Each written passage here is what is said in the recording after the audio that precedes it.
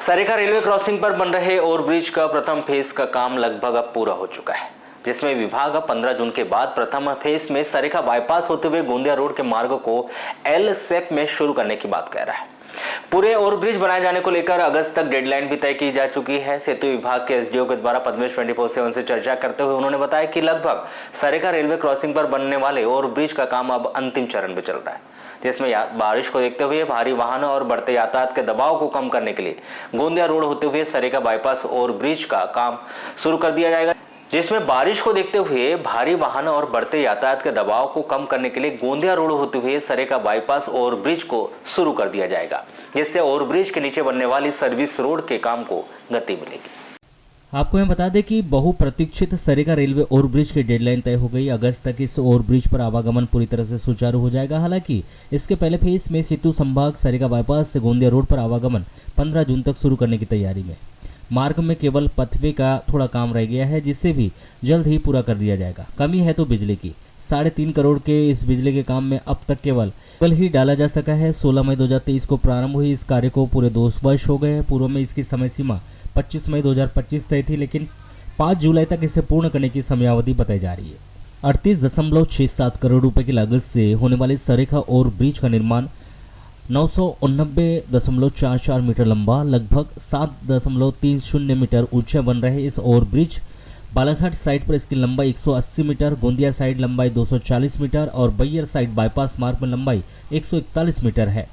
Y आकार के बन रहे इस ब्रिज में रेल पटरी पर ओवरब्रिज का निर्माण रेलवे विभाग कर रहा है, जिसमें अभी स्लैब का काम शेष है, जबकि बैयर रोड, गोंदिया रोड और बालाघाट साइड पर ओवरब्रिज का काम सेतु संभाग कर रहा है, जिसका काम अंतिम दौर पर है।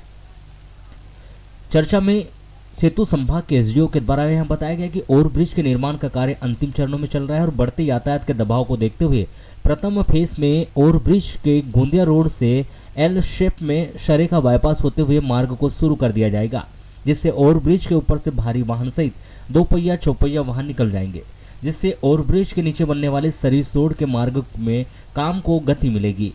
वहीं उन्होंने यह भी स्पष्ट कर दिया है कि पूरे बनने वाले ओवरब्रिज को अब लगभग अगस्त तक का समय लगेगा। इसके लिए सभी संबंधित निर्माण एजेंसी को भी तलब कर दिया गया है कि वह अगस्त तक ओवरब्रिज के निर्माण को खत्म करे।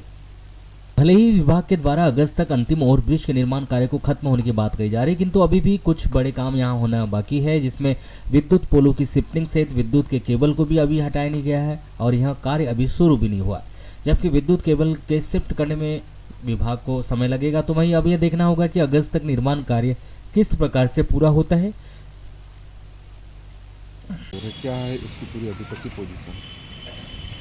हमारी इसकी जो है पीडब्ल्यूडी विभाग की तरफ से 5 जुलाई तक करने की डेडलाइन थी। थोड़ा सा काम में विलम्ब तो हुआ कि वेंडर पास वगैरह बनने में थोड़ा देर लगा, लेकिन तो भी हमने इसी विषम परिस्थितियों में ट्रैफिक चलते में भी काम चालू रखते हुए और काफ़ी हमने प्रोग्रेस लेके आई है और मात्र 2 स्लैब रहे हैं जो हम 15 दिन तक पूरा कर लेंगे। सर, जैसे कि ये बैयर और सरेखा वाला मार्ग चालू करने की बात कही जा रही है। हाँ, तो इसमें क्या है कि 15 जून के आसपास हम लोग बैयर और से गोंदिया वाला जो मार्ग है इसको हम चालू कर लेंगे। मतलब आधा पार्ट है इसका आरओबी का, तो हैवी ट्रैफिक वहाँ से जाने पे हम नीचे से सर्विस रोड में कंप्लीट का काम कर पाएंगे।